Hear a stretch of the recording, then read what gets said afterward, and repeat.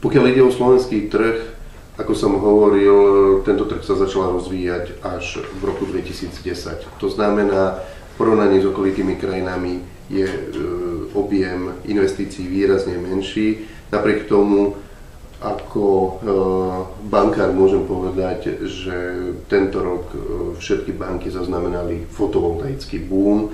A údaje, ktoré sú dostupné zo štatistiky Slovenskej bankovej asociácie, ktoré poskytlo 11 bank, tak ku koncu septembra sa odhaduje, že objem investícií do fotovoltaických elektrární prekračuje 160 miliónov eur.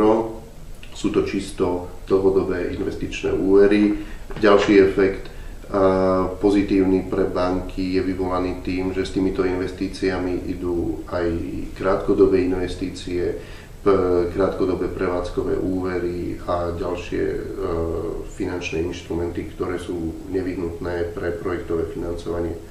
Pokiaľ ide o inštalovanú kapacitu, očakáva sa, že do konca roka by mohol byť objem inštalovaného výkonu niekde na úrovni okolo 80 MW.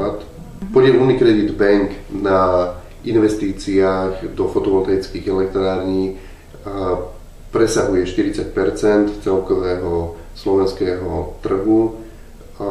Toto pomerne vysoké číslo vychádza zo skutočnosti, že Unicredit Group je v rámci strednej a východnej Európy banka číslo 1 v oblasti projektového financovania.